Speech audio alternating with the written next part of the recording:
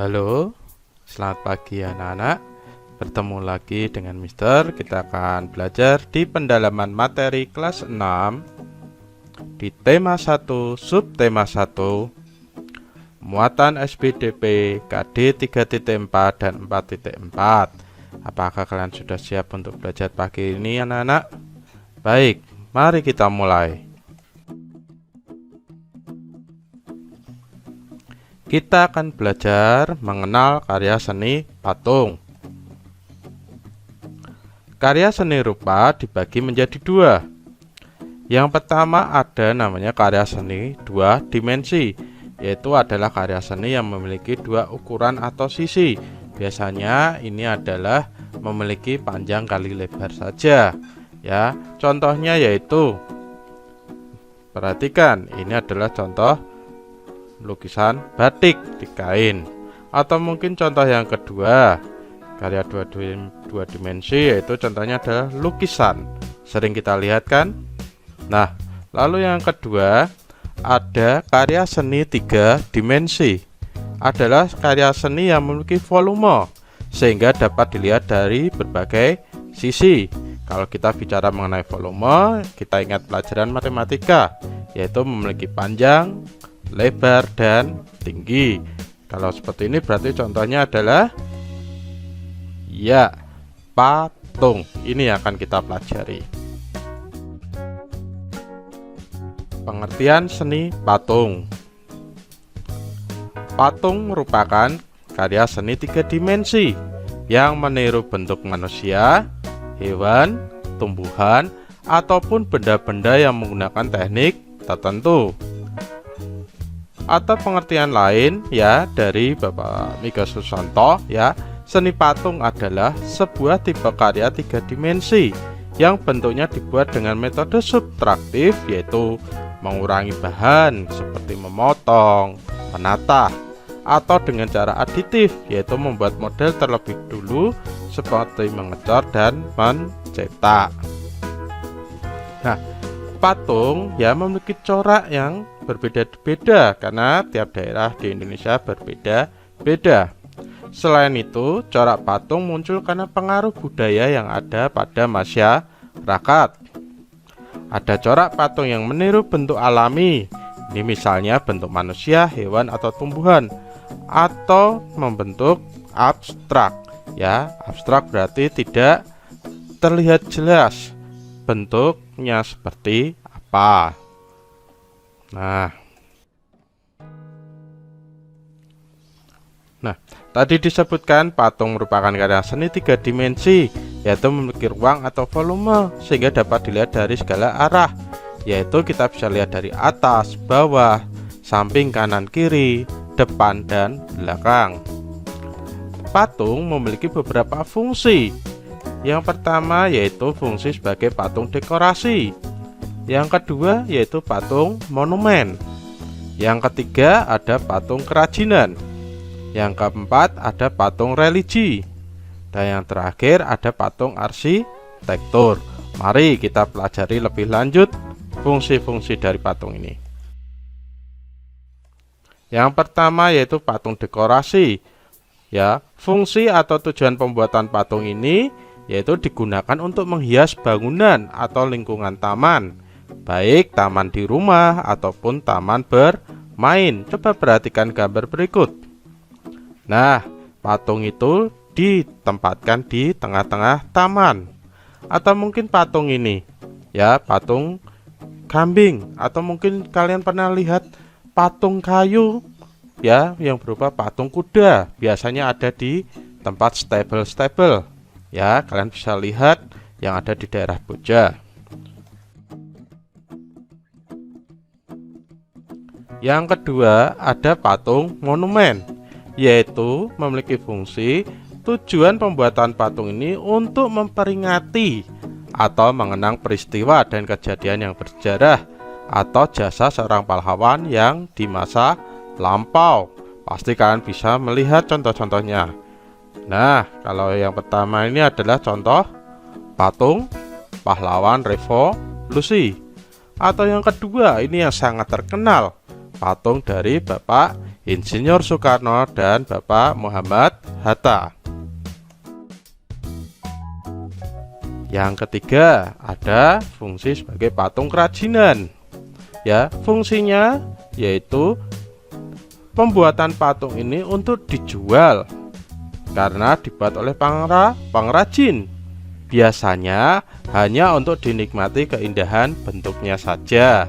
Perhatikan ya, kalau dilihat ini adalah meja, tetapi alasnya adalah patung gurita. Atau mungkin di sini ada patung yang berbentuk kelinci, jadi dinikmati bentuknya berupa hewan kelinci.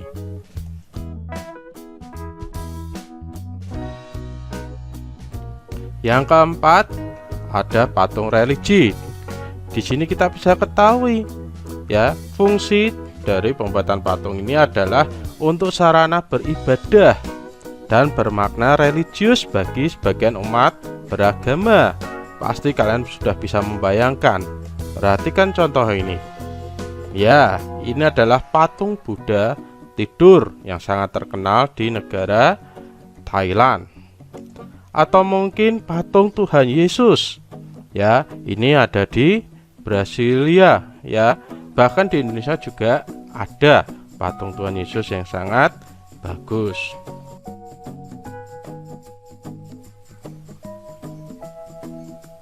Yang kelima, ada patung arsitektur. Fungsi dari pembuatan patung ini adalah menunjang dalam konstruksi bangunan dan bernilai estetika atau keindahan. Berarti patungnya ini dibuat untuk menambah keindahan suatu bangunan. Perhatikan contohnya. Misalnya ini ada ya, pintu gerbang ditambahi patung-patung seperti patung zaman Romawi ya. Kalau kita bisa lihat contoh lainnya itu ya, kalau di dekat sekolahan kita ya, itu ada patung-patung juga Romawi. Atau mungkin di daerah Ngalian ya, ada patung Esperanza, perumahan Esperanza. Oke anak-anak, kalian sudah memahami fungsi dari patung? Baik, mari kita lanjutkan.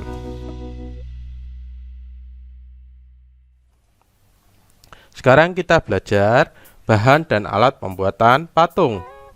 Bahan dalam seni patung ada satu, bahan lunak, yaitu material yang digunakan biasanya empuk dan mudah dibentuk, misalnya tanah liat, plastisin, dan sabun.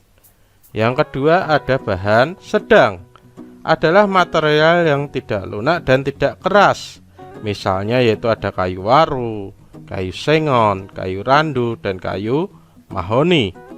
Yang ketiga, ada bahan keras, yaitu material yang dapat berupa kayu atau batu-batuan, misalnya yaitu kayu jati, kayu ulin, batu granit, batu andesit, ataupun batu marmer.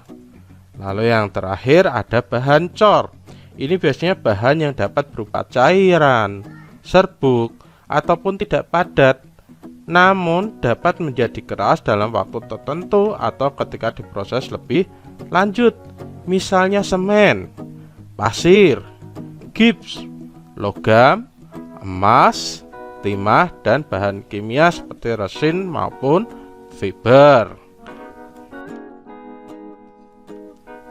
Nah, sekarang kita akan mengetahui teknik-teknik dalam membuat patung ya. Yang pertama itu ada teknik busir, yaitu teknik yang membentuk bahan lunak dengan mengurangi bahan atau menambah menggunakan alat busir ya. Lalu yang kedua ada teknik pahat. Teknik ini untuk mengurangi bahan menggunakan benturan benda keras, yaitu menggunakan alat pahat terhadap patung yang akan diolah. Yang ketiga ada teknik konstruksi atau kerangka, yaitu teknik membuat patung dengan cara merekatkan berbagai bahan, baik dengan dilem, dilas, dilepo, ataupun dipatri. Yang keempat ada teknik las, yaitu membuat karya seni patung dengan cara menggabungkan bahan ke bahan yang lain untuk mendapatkan bentuk yang diinginkan.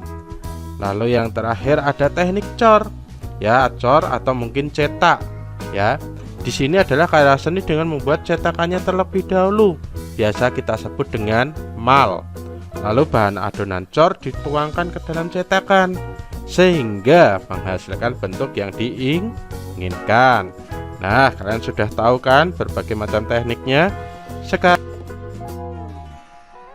kita akan melihat peralatan teknik dalam seni patung. Perhatikan, yang pertama ada pahat dan palu. Ya, ini bentuknya ada palu dan pahatnya. Kalau kita lihat bentuknya ini biasanya digunakan untuk seni patung. Untuk yang bahan kayu bentuknya berbeda kembali. Yang kedua pada teknik butsir. Nah, ini ada alat butsirnya. Yang ketiga pada alat las, tentunya kita tahu pasti menggunakan las seperti kita lihat di banyak tempat. Lalu meja putar. Nah, ini biasanya digunakan pada teknik butsir juga. Lalu yang kelima contohnya ada tang. Ya, kalau tang ini biasanya digunakan pada teknik konstruksi. Baik anak-anak, sudah paham semuanya? Baik.